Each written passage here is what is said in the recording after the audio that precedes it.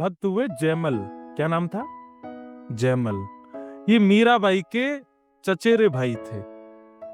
चचेरे भाई समझते? चाचा के बेटे। मीराबाई की भक्ति तो सबने सुनी, कभी जयमल की भक्ति सुनी? एक छत्र सम्राट थे जयमल, लेकिन प्रिया प्रियतम की ऐसी भक्ति करते थे, श्यामा श्याम की ऐसी, और अर्चन सेवा तो श्री राधा वल्लभ संप्रदाय से दीक्षित थे श्री जयमल जी, और अपने ठाकुर की बड़ी विशेष सेवा करते थे। एक दिन वे अपने कक्ष में सो रहे थे और उनको अचानक गर्मी लगने लगी। पहले फैन तो होते नहीं थे, एसी तो थे नहीं, वो कोई द्वारपाल बाहर बैठा बैठा पंखा जलता था ऊपर, वो रस्सी से पंखा चलते रहते थे, ऐसी व्यवस्थाएं होती थी। लेकिन जयमल जी को बहुत गर्मी का अनुभव हुआ। तो अब देखिए, ये है अर्चक की स्थिति।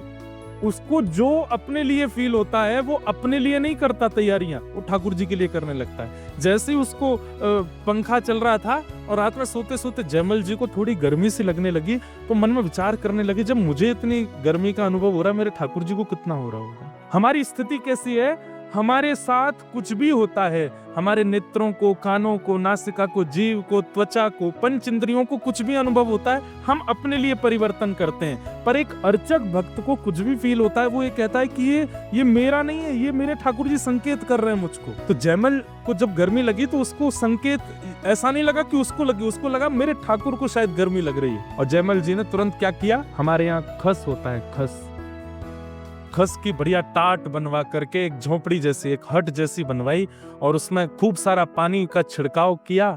तो उससे उसकी तासील ठंड होती है, बहुत ठंडा लगता है उसमें, बिना पंखे के भी बहुत अच्छा लगता है। अभी गर्मी जब आ जाएंगी ना, जेठ का महीना आएगा, जून जुलाई, तो जैसी समर आएगा तो राधा वल्लभ जी, बिहारी जी, राधा रमन जी, सब जगह खस की टाट आ जाएंगी और उनको गीला करते रहते हैं पूरे दिन। ठाकुर जी को ठंडक अनुभव होती है। तो जयमल जी का नित्य नियम था कि वो ठाकुर जी के आगे 3 घंटा बैठ करके सेवा करते थे, और सेवा करने के बाद में खूब भाव से ठाकुर जी को भजन कीर्तन और जो भी उनको अच्छा लगता था सुनाते थे। उनके विद्रोही जो उनसे द्वेष मानते थे, जो उनसे लड़ना चाहते थे राजागण, वो जयमल जी को किसी भी रूप में हरा नहीं पा रहे थे। बहुत प्रतापी राजा थे।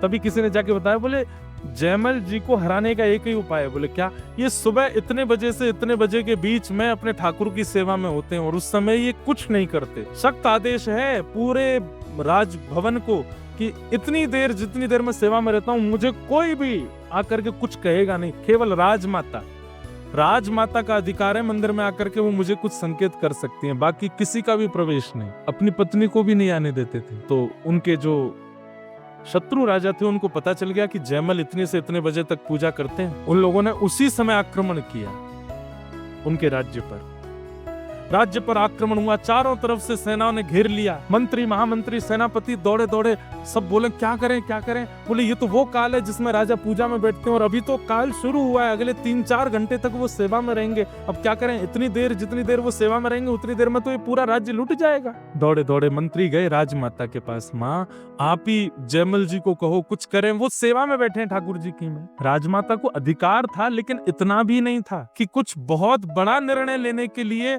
वो मंदिर में जाकर के उनसे कहें कि कुछ करो। बड़े संकोच में धीमे धीमे चरण रखते हुए राजमाता मंदिर में गई। जयमल जी अपने ठाकुर जी को गोद में लेकर के सेवा कर रहे। तो जयमल राजा की राजमाता ने आकर के बताया, बोले पुत्र जयमल, मुझे पता है तुम अभी सेवा में हो, अपने ठाकुर की अर्चना में लगे हो, पर एक बहुत बड़ा संकट राज्य पर आया है, और राज्य पर आए संकट के समय अगर राजा व्यस्त होगा तो राज्य का कैसे भला होगा। जयमल ने कहा, एक बात कही बस। बोले माँ, इस भवन से बाहर दुनिया मुझे राजा मानती है, पर वास्तव में इस नगर के राजा ये, और ये देख रहे हैं दृष्टि है इनकी। मैं अपने नियम से पहले नहीं आऊंगा। आपके अंदर ये जड़ भाव इनके प्रति क्यों आया कि ये नहीं देखते हैं, केवल मैं देखता हूं। मैं अगर सेवा में लगा हूं तो इसका मतलब इतनी देर यही देख रहे हैं बाहर, इसलिए आप बिल्कुल चिंता ना करें, चले जाएं। अब राजमाता कहे, मैं क्या कहूं, बाहर सेनापति मंत्री आदि सब खड़े। बाहर जाकर के राजमाता ने कहा, कुछ नहीं, तुम लोग सब बैठे रहो।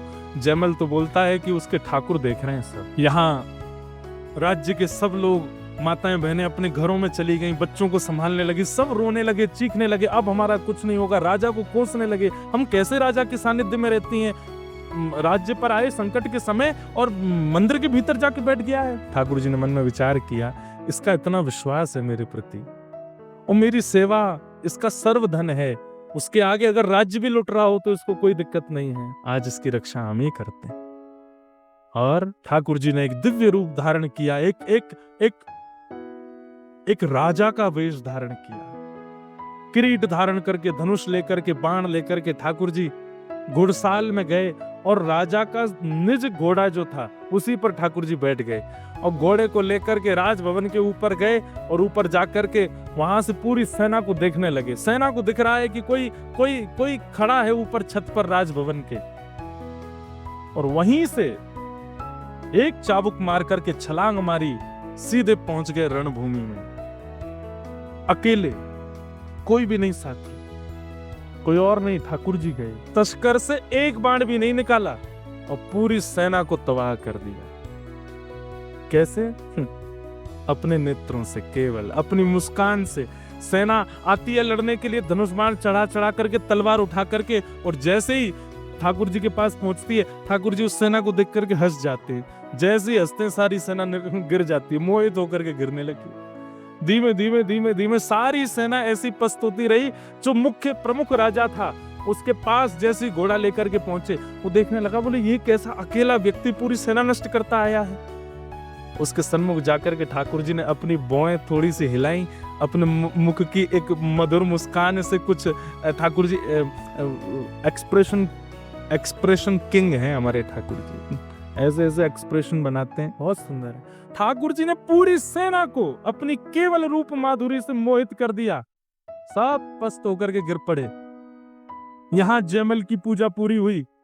जयमल की पूजा पूरी हुई, तुरंत बाहर आए राजमाता, क्या हुआ? कुछ आक्रमण आदि? बोले नहीं, अभी तक तो नहीं हुआ है, लेकिन अब तुम देरी मत करो, जल्दी अपने कवच आदि पहनो, निकल जाओ युद्ध के लिए। पूरी सेना को आज्ञा कर दी, जाइए सब लोग तैयारी कीजिए, द्वार पर जाके खड़े हो जाइए, अब मेरी पूजा पूरी हो गई, अब तक तो ठाकुर जी रक्षा कर रहे थे, अब मैं जाऊंगा युद्ध के लिए, मेरा घोड़ा लेकर के आओ। महाराज वो घोड़ा हाँफता हुआ आ रहा था। जयमल बोला, इस पर कोई दौड़ के गया था क्या? नहीं महाराज, घुड़साल में ही खड़ा था। पांव देखे तो पांव में मिट्टियां लगी थी। बोले कोई तो गया, अभी इतना सोचने का समय नहीं है, इस पर बैठो। जैसे ही बैठा, कस्तूरी की ऐसी अद्भुत सुगंध उस घोड़े में से आ रही है। उसको संकेत तो हो रहा था कुछ तो अलग है। जैसे ही उसने चाबुक खींची, द्वार खुला राज्य का। बाहर जाकर के देखा, सारी सेना सो रही है। दूर दूर तक सारे सैनिक पड़े हुए, लेटे हुए हैं, कोई भी युद्ध के लिए नहीं खड़ा है। जयमल बोला, ये क्या हुआ है? पूरी सेना देख करके आश्चर्यचकित, बोले हमें नहीं पता महाराज, सबको देखा तो कोई मरा नहीं है, सब लोग पड़े हैं, बस हाँ हाँ अपने हृदय पर रख करके, मानो जैसे किसी पीड़ा में कोई पीड़ित रोता है, ऐसे सब रो रहे हैं। जयमल सबके पास घूमता हुआ जैसे मुख्य राजा के पास गया, उसको देखा तो वह भी बस अपने हृदय पर हाथ रख करके, नेत्रों से अश्रुपात हो रहे हैं, पूरा शरीर कांप रहा है। जयमल अपने घोड़े से उतर करके गया, उसके मुख पर जल डाला, ए भाई तुम युद्ध करने के लिए आए थे और युद्ध तो किया नहीं, ये तुम्हारी स्थिति क्या हो गई, क्या क्या बात है? राजा को होश आया, जयमल के चरण पकड़ने और चरण पकड़ करके बोले, मैं तुम्हारे सामने नतमस्तक हो जाऊंगा, अपने राज्य को भी तुम्हारे चरणों में न्योछावर कर दूंगा, केवल उस सेवक, अपने उस सैनिक का दर्शन करा दो जिसको तुमने अभी भेजा था। ऐसे सुंदर नेत्र, ऐसी सुंदर नासिका, ऐसी सुंदर मुस्कान, उसका मुखमंडल इतना इतना लावण्यपूर्ण। थोड़ी देर में जयमल राजा देखता है कि पूरी सेना रो रही है और राजा के आगे हाथ जोड़ करके भीख मांग रही है कि एक बार उस सैनिक का दर्शन करा दो जिसको तुमने भेजा था। जयमल आश्चर्य में है, कौन सैनिक आया ऐसा? अपनी सेना से पूछा, कोई गया था क्या बाहर? बोले हम में से तो कोई नहीं गया। पूछने लगा, कुछ तो बताओ, भेष कैसा था, श्रृंगार कैसा था, आकृति कैसी थी? तो वर्णन करने लगे कि वरहा पीड़म आहा नटवर वपु कर्णयो कर्णकारम।